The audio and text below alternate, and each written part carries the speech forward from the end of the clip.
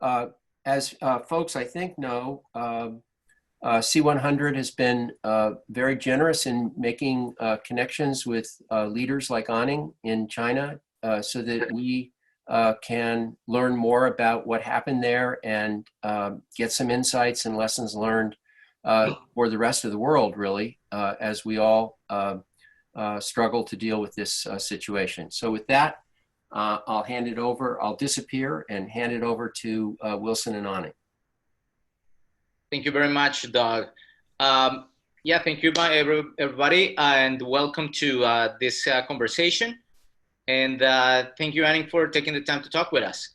Why don't we start and let's talk about first about the situation before the start of the pandemic.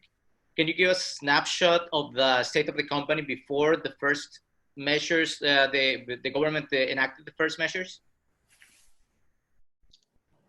Yeah, thank you, Doug, and thank you, Wilson. Actually, thank you, C100, to organize this as well. I'm very happy to be here to share, to discuss, and hopefully this will help our joint effort to fight this crisis globally. I think, Wilson, your questions about the status of our effort in the company and in China? Yes. Basically, having a snapshot of what was the situation before the outbreak started. How was in China in terms of employees, in terms of production, factories, etc. Yeah, I can quickly recapture sort of the journey we went through last 2.5 months, I would say. Today's last month of March. So, in the middle of January in China, there was little sign of, zero sign in the general public of, at least for our business, anything like this would happen. And everybody was geared up to the last sort of Christmas buying rush. This is Chinese New Year at the end of January, and we were basically working for the last few days of selling cars and service our people, customers, and so forth. I think about 5 days before the Chinese New Year, where everybody basically started to their own vacation plans. This started to hit us very early signs. And we, in a way, the leadership for China, we were all here at the time. So it wasn't like we already started the vacation. So we acted quite early to taking the early signs. This is actually before they locked down the city in the epicenter in China, Wuhan, that is. So did you see those first signs directly in your business? What did you see that alerted you that something was wrong? Well, nothing in our business is mostly the signs we observe.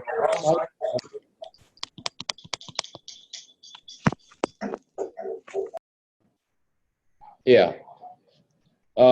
Mostly nothing from our business at the time. General public was still not very clear, but because our business, we have to pay attention. We have engagement at all levels of in China, from government to regional, to the cities level, because we sell cars everywhere. So the first act we took actually was to secure a lot of masks at the time. This is before the masks become shortage.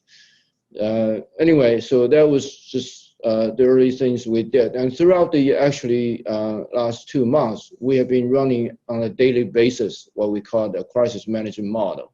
So basically, this is a command and control mechanism we established from very early to manage our people. First 10 days were all about our people, whereabouts, and how to make sure they are they know what to do, they're protected, and all of that. This is including our dealers. When the government took a very firm effort in terms of locking down the epicenter in Wuhan and Hubei, one thing I reflect is having a faith and confidence, this will be over. Eventually will be over, especially when measures like lockdown the cities and so forth taking into place. We start to plan in terms of recovery, how very organized the resumption and recovery would be. So in the middle of February, started to basically plan how people would come back and how to work. Suppliers. At the time, the supply is not only for us, but also supply to the global plants for Ford, right? We supply parts in China to many plants around the world. And, March is a lot about how to help the dealers and the demand, the customers come back to the normal operations, disinfect, making sure we are the earliest ones to disinfect our dealership, the service shops, the showrooms, and so forth. So I would say the journey is about, first of all, early reaction and early actions taken to protect people, and then having a clear phase, confidence, and the planning for the resumption, then help our suppliers and our dealers to resume the work. So where we are today in terms of China, global Ford, we're still finding, as you see in US, but in China, 98% of our dealers are back. Our plant operation, manufacturing operation is basically back. And 80% of our people work in office. There's still 20% of them work away from office because school is not fully recovered. We give them the flexibility to choose to come in or not come in. Although, as you can see, I'm sitting in the office for the last several weeks already, normally as everybody is. That's our state of business. In general, in China, I think, it's not normal yet, right? The traffic is still limited in intra-cities or intercities, I would say. Public transportation is still a bit concerned. I took a flight over the weekend. There were a lot of people on the flights, but I think the percentage is far from what was normal. I would guess the airports and flights is probably 60% what normal would be. Right now in China, the biggest concern and the focus is actually the second wave, which is all coming from sort of overseas, as you saw some measures being taken. So hopefully that answer your question to recap what we were doing in the journey of the last 2.5 months. Wilson, back to you. Thank you. One question, as you were mentioning the measures that you took early on when it was already getting started, the outbreak, and the cities were starting just to get locked down. What measures did you took to ensure the safety first of your employees and your chain of suppliers?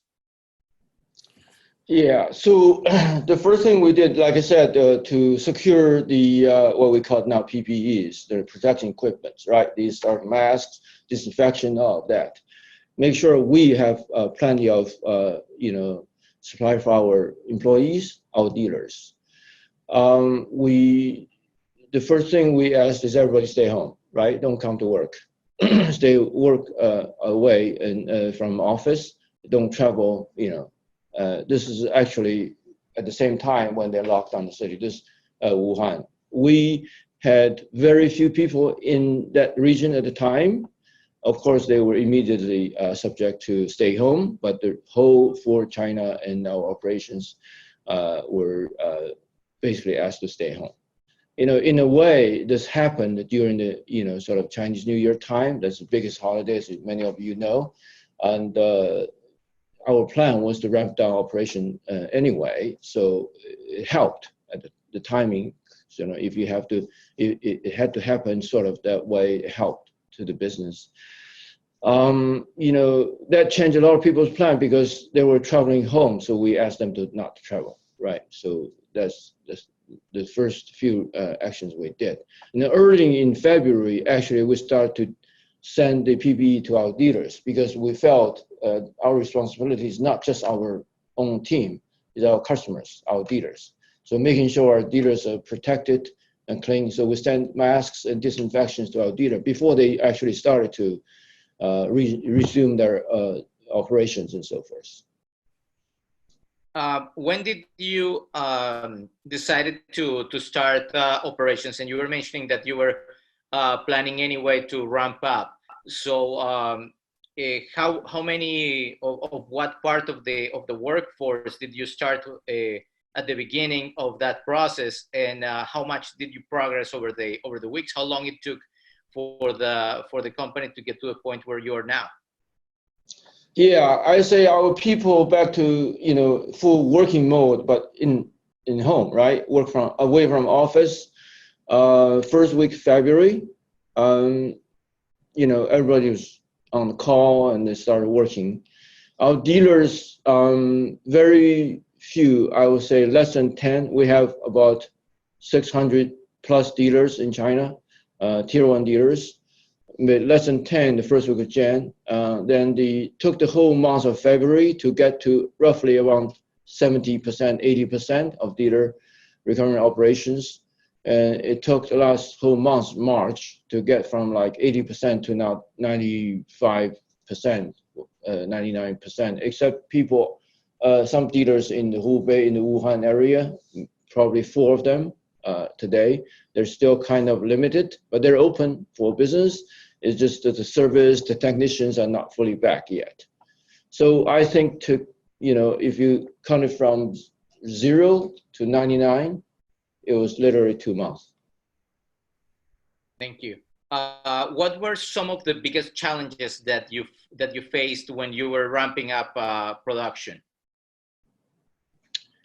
Yeah, I think, China, like US, is the big country, right? So I think the first big challenge is just the variance across regions, right? Different rules, people facing different rules, subject to different rules. And the government here manage very carefully in every detail, person by person. So we have to actually work through for our suppliers, because we have continued to supply to our global productions. So we had to work with different governments. There's so many regional city, governments to make sure our suppliers getting help and our dealers getting help to, the normal speed of ramp up. So I think the dynamics across regions is one challenge for us. Nobody was staffed to manage that. So we had basically a lot of people on there to help. The second thing I would say is helping our dealers and customers, because they are sort of distributed all across the country in various different places. We have to help them. Our dealers are basically small business owners, financially and also operationally, in a very diverse situation. I think in general, get used to working with uncertainties, unknowns is, I guess, is the norm now. Everybody had to learn how to work with, on a lot of degree of uncertainties. You have experienced both living in the US and China, and we know that governments are different on both sides, but what will be your advice for companies in trying to navigate both the local and national governments as they will restarting their operations? Yeah, that's a great question. There are a lot of differences between the two countries, for example, but I think there's something in common. The local government is more important than the national government in working through recovering the business, preparing for recovery. And I think the local government is always a lot more engaging, helpful, supportive. That's common, in my view, in my observation. So we should leverage that, right? The local CDCs, local agencies in general are quite been very supportive. I think in our experience, establishing a system of engagement is important. Is that not, firefighting?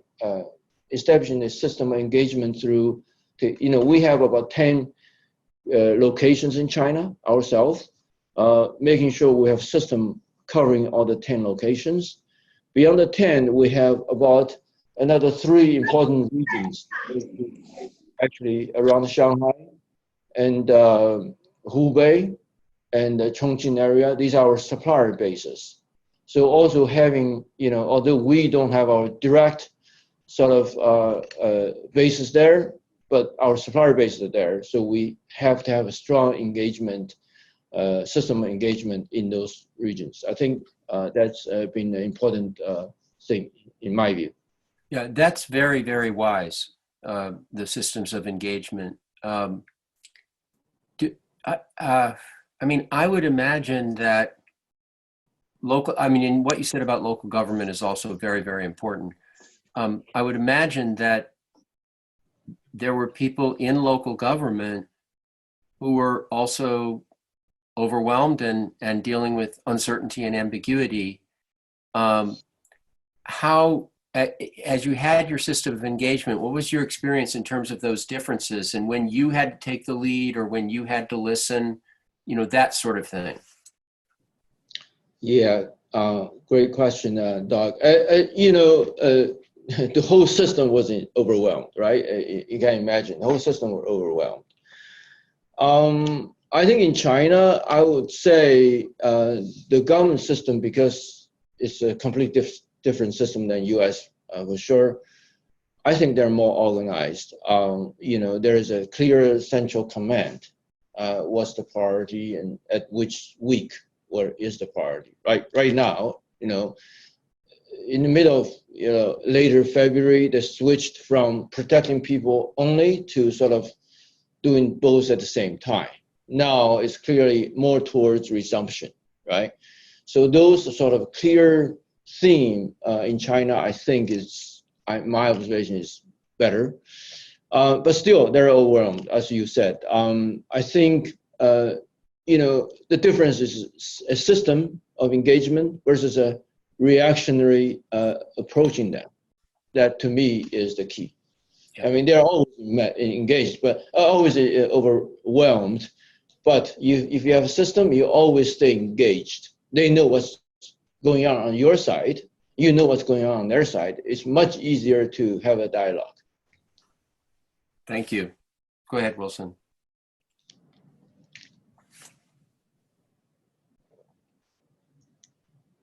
Oh, yeah. Wilson, you're muted. Wilson? You can't hear? Okay. Okay, now. Oh, there he is. Okay. Yeah, sorry about that. Yes. So once you started the process, earlier in the process, where you were saying that you set up the protocols for emergency, after you decided on the measures for basic safety of your employees, what was your next priority and how did you address it? Well, yeah, in terms of managing the whole, managing a system, I think there are a couple of things that's important. So have a sustainable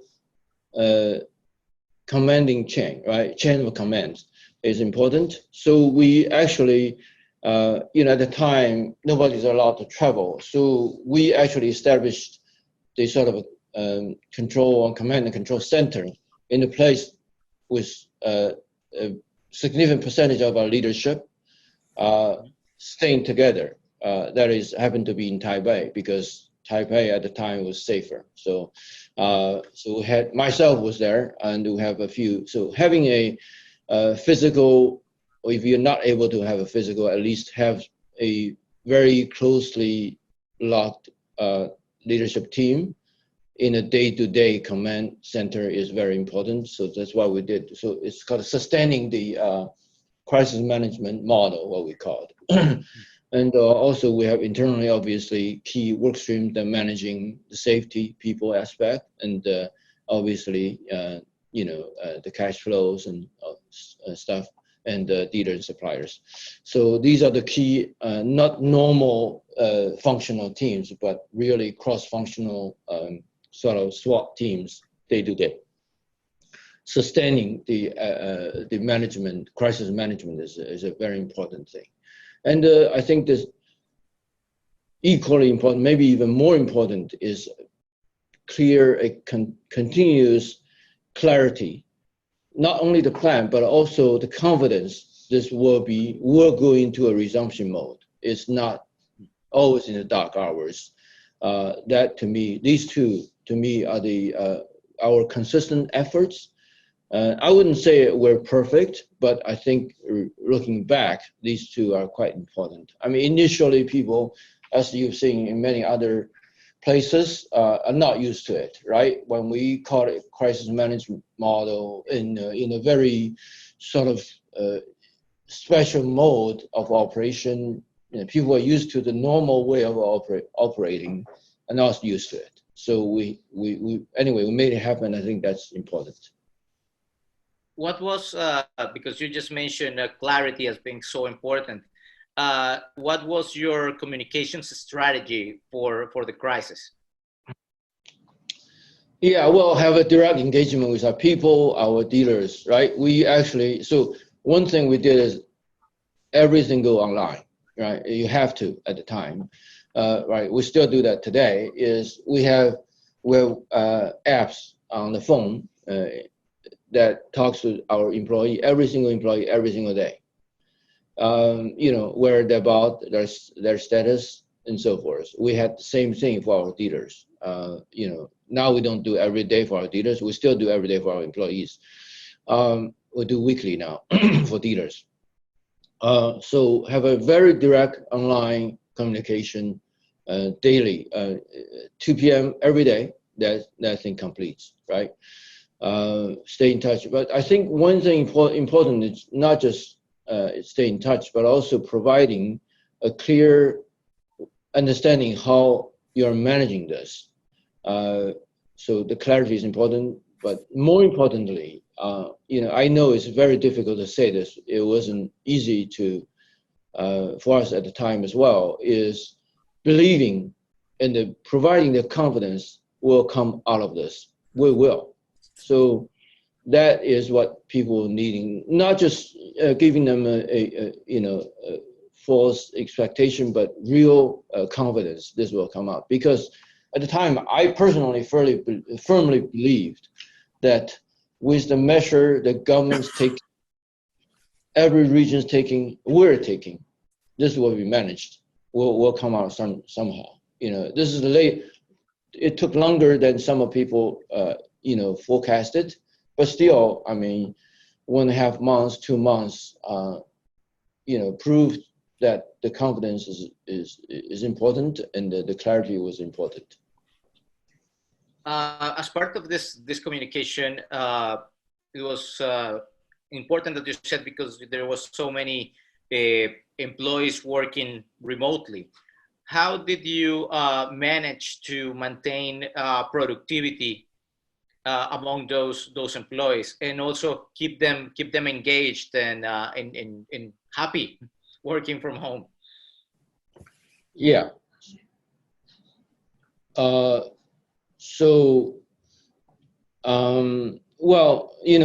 the staff, it's easier work from home.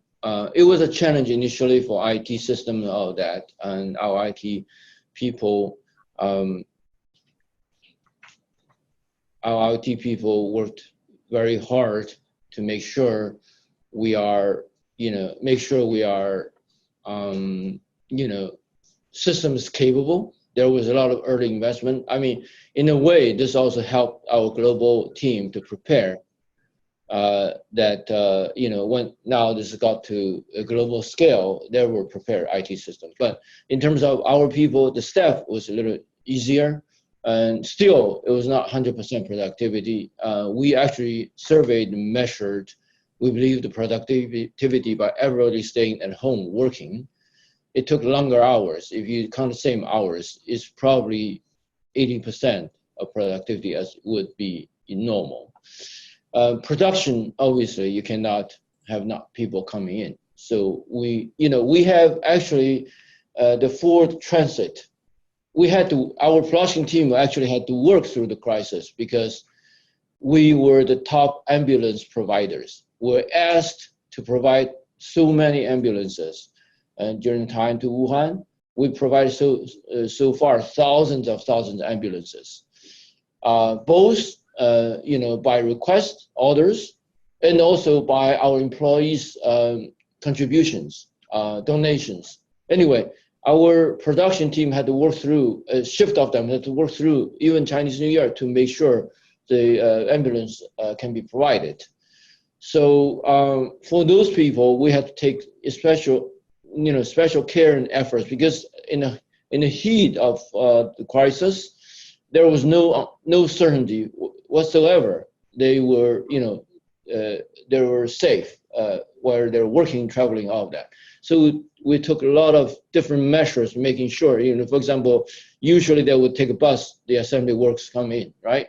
At that time, we cannot take bus. We take smaller vans, individual transportations, make sure they come in, the commute is safe. We also make sure they get to home. They don't go to some other places right after work. And many of them work over time. We make sure the food safety is safe and all kind of stuff. So the productivity for that shift is exceptionally high because there was such a urgent demand, but also we took so much measure and supporting system to make sure they can be productive. That is not a norm, right? That's a special effort. The rest of our productions, until we were starting to reoperating later February, obviously there was no productivity.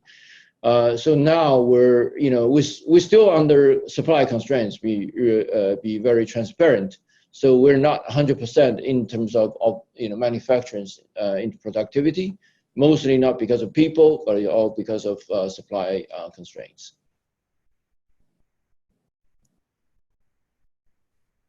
Wilson, you're on mute again. Wilson?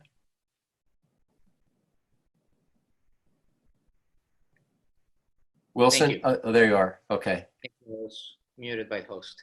And in one of the measures that you were telling us about, do you think those same measures that you took to ensure the safety of your employees can be translated to the U.S.? I'm here seeing a question that one of our audience members, Betty, posed. So it's kind of similar. So maybe we can combine those. She's asking, what are some advice for U.S. business and civilians to mitigate the spread?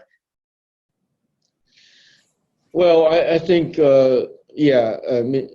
the spread itself, certainly social distancing is a first measure, right? It depending the level of implementation. In China, it was so strict, right? If they want you to be really stay home, you have no way not to stay home, right? And the other thing I think is the PPEs, protection equipment, and disinfection.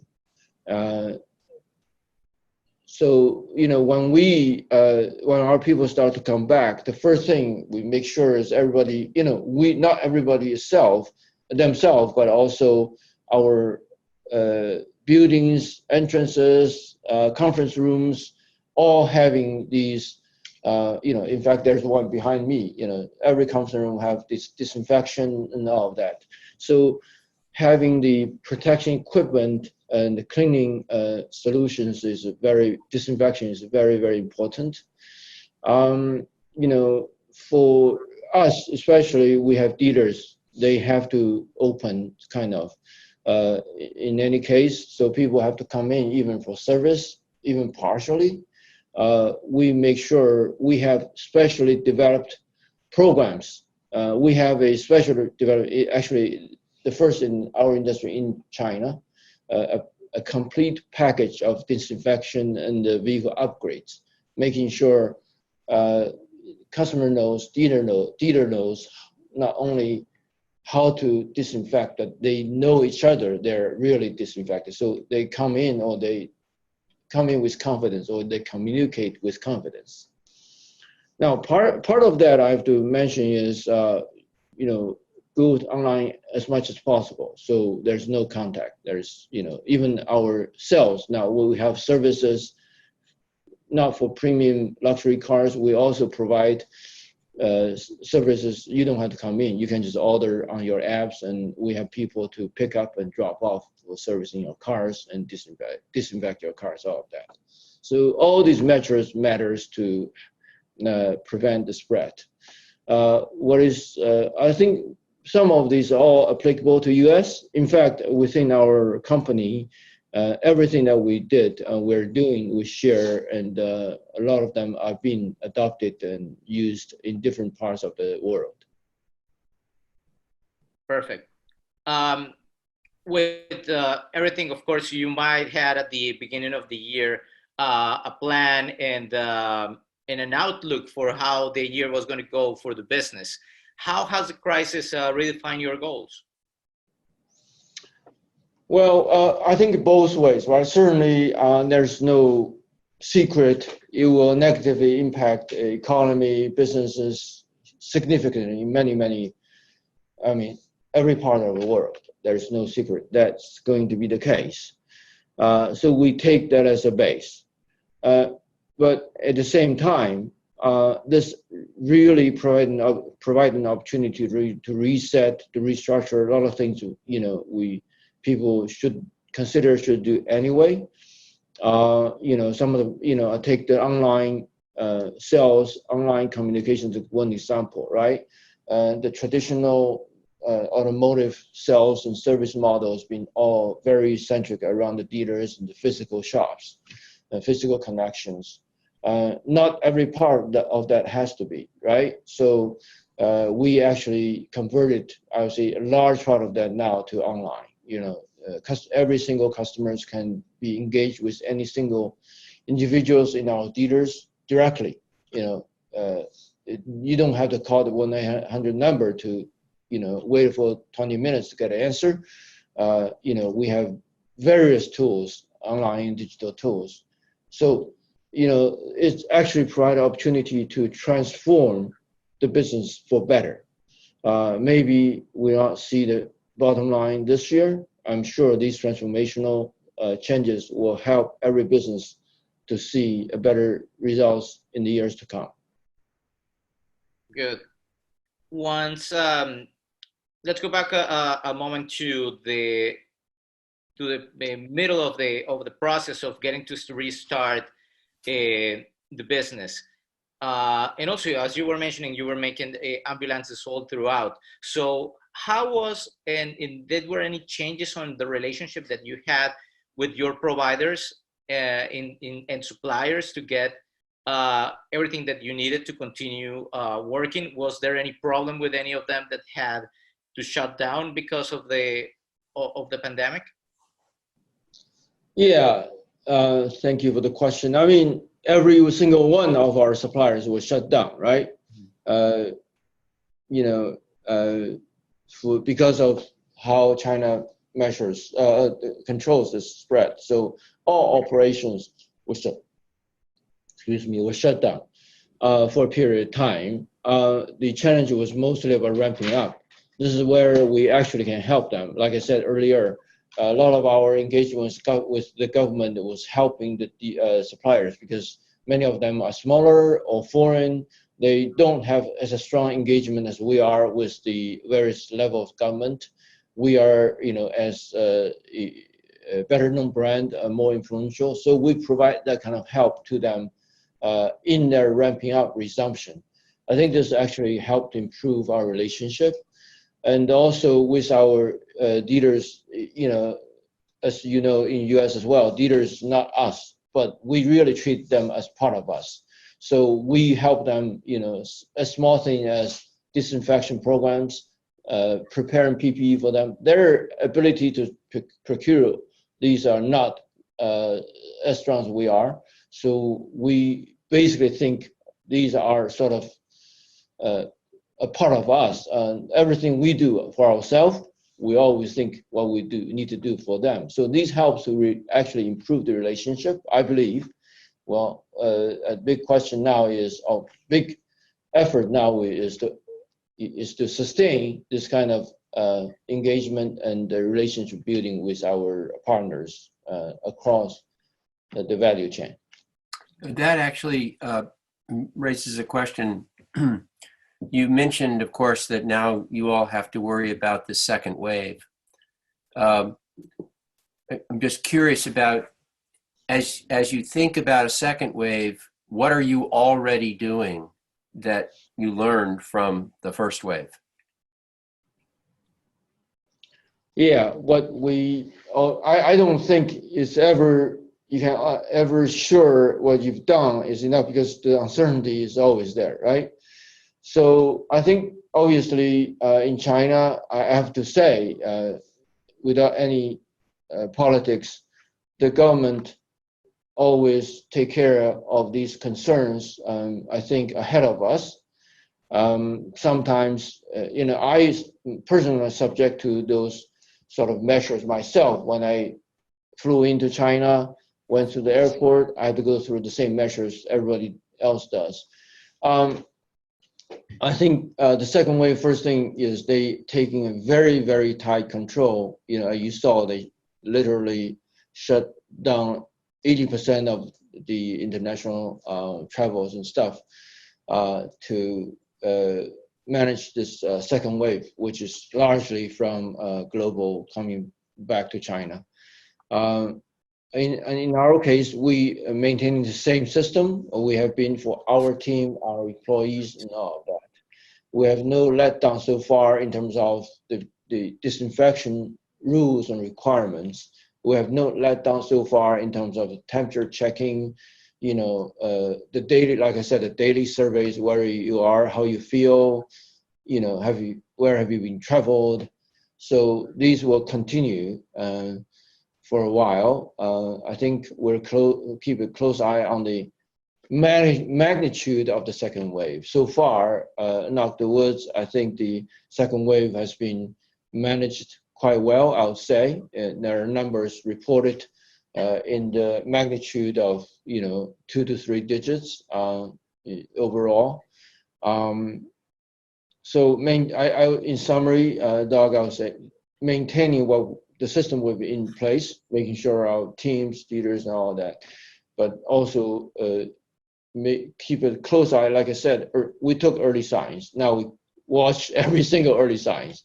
Again, we discuss every morning, 7 o'clock, among our leadership team, what are the early signs. Got it. Thank you. So in terms of the same approach that you're having, what kind of obstacles do you anticipate that you're going to see for your operation from the fact that the U.S. it's moving to close and close more of its production? In Europe, it's already closed. So what's the effect that you have seen so far? Well, people first, right? Again, we are an international organization, so a lot of our people cannot travel, from U.S. to China, nor from China to U.S. So some of them having home, either ways. So they're sort of got caught.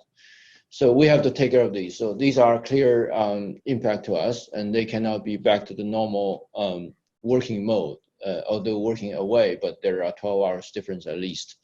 So people, the impact on people is still there, clearly, will continue to be so. A smaller fraction, percentage of our people, but still a big impact. The supplier impacts, our parts, our components are globally sourced. This will continue to be an impact. So it's not going to disappear until this whole thing is over for the whole world, right? So it's not like China is an island. It's actually closely connected to the rest of the world. So was, the other way around 2 months ago. I think the second wave is preventing the resumption of normal life, the concern of second wave. So as long as the global pandemic is not controlled, I think the China measure will continue to be there because the potential of second wave. So the airport controls, our office requirements, all of that will continue to be there. So we're in this together. It's not like China is free. I mean, it may appear to some people China is free. Yes, we're sort of a large percent in office, but you can tell these measures is still impacting there's a large percentage of restaurants not open, for example. So life is not going to be normal until the whole world is normal. All right, thank you. So now that you are in this point where you're back in the office, production is slowly continuing to ramp up, and now at how much higher levels than a month or so before. What do you wish to have done better on your response to the crisis?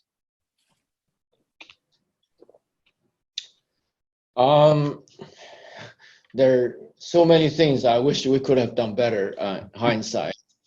I think using even more digital analytical tools probably will help better. We have one thing, I'm not sure if I'm supposed to talk about here. Anyway, I touched the concept. Our cars have become smarter and smarter, actually. So we can use our information to understand the level of activity, not individuals, but general activities by sort of monitoring the activities, or rate of resumption, because we don't have the big data from the government side. I don't know if the government is organized enough to provide the big data with us. So this point is about able to define scenarios, how the resumption will go, right? Is it going to take 6 months or is it take 2 months?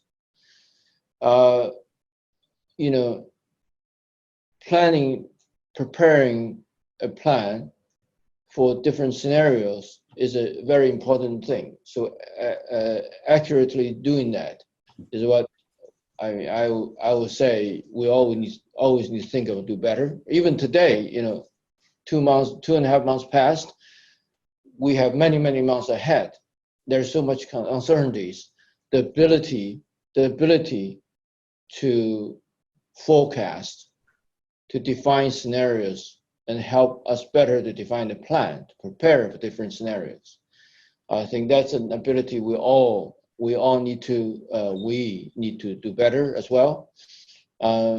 It's our team is working so hard.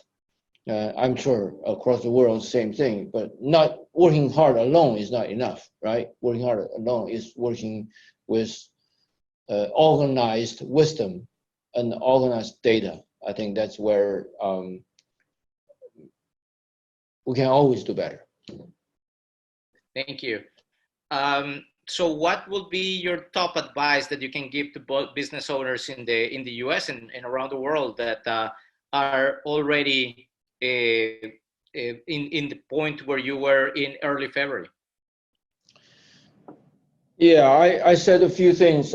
Maybe I can just recap. I mean, one thing is, right, it's not easy to see through. So always providing the confidence at some point of time, we as human beings will be able to manage this, come over this, right?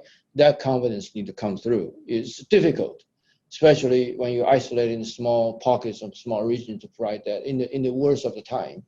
So that's one thing. Two is, like I said, even now today for us, we still need to take early signs and early warning signs seriously and act timely.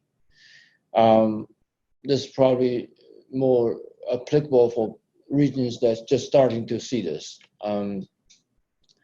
organize and communicate clear command and control to your people. I think people need to know how you manage this, right? What are you measures taken? Like I said, looking forward, plan ahead with organized information. And data available to you. That's very important. It's part of, I think we can always do better. Help our people, but also help our people to contribute. Like people always want to help, especially when they're sitting home working. They're seeing a lot of bad things happening out there. They're trying to find a way to help. So we actually organize several platforms, not only for them to donate, contribute to ambulances, but also other ways to help the community in the fight against the coronavirus. Go online, digital, anything, everything possible. Treat partners as part of yourself. It's not just be nice, it's actually help yourself as well, not only helping them when you do this. Be patient. In addition to being confident, but also being patient. This, depending on situation, sometimes it may take longer, it may take shorter, but it will be there. And share with everyone you can what you do to help others. We put everything we do, practices, models, guidelines, videos. We have shared drive with our global organizations. So not everything is applicable, but the stuff we went through because of time difference, everything we do helps others. So we do. I think sharing is probably these days is the most important part of the For China job. Making sure everything we do, even today or moving forward, because we're always kind of a couple of months ahead, that always help people. Even our failures helps. So that's sort of the key recaps in my mind. Thank you very much. Yeah, let me just, one quick follow on Anning, because that was very, very well put and extraordinarily important. About the clarity and the confidence and so forth. This is going to be an interesting question for you. This is just me now talking, but my observation as a person in the U.S. And also because I do work in Europe to some extent there, I don't see that clarity or confidence on a regular basis being communicated. That doesn't mean I don't work for a company, so it might be happening inside companies. That's not what I'm saying. But what advice could you give? Because it's so important what you just said, where business leaders, education leaders, and others can communicate that confidence, can have that clear plan, and we'll get through this. But if they're operating in a highly ambiguous, overwhelmed situation where it's not coming from other institutions, which one might hope it would come from, what do we do? Yeah, I don't want to give false impression, Doug. This is a great question. When you are in the middle of this, it's very, very difficult to provide that, right? It's not an easy thing, especially at this time in US and many organizations. I think, as leaders, understanding what measures matters, right? Not just myself, right? At the time, we understood that when the government taking strong measures to lock down the epicenter, in many, many other stuff they do, we have understanding this thing will eventually be under control. When we took certain things for our own team, we understood this will be eventually under control. So really, you have to believe in it before you tell your people, right? Otherwise, it's not really true. So you have to believe it. So when I was sort of sharing my feeling with my team and some of our global leadership, I could read from their face, they were questioning, right? They were doubting whether that was true or not. But regardless, I think it's important for we as people, around the world understand at some time, some point of time, this will be under control. Yep. Regardless where you are. And, there are, even in China, there were mistakes made. Even our organization, we had mistakes made. Even with all the mistakes made, this will be under control. That's the confidence.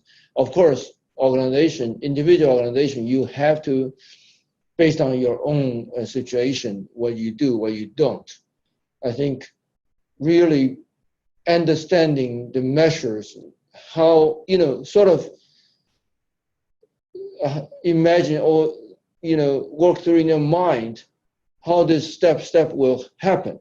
Maybe taking longer or shorter time, this will just happen, right?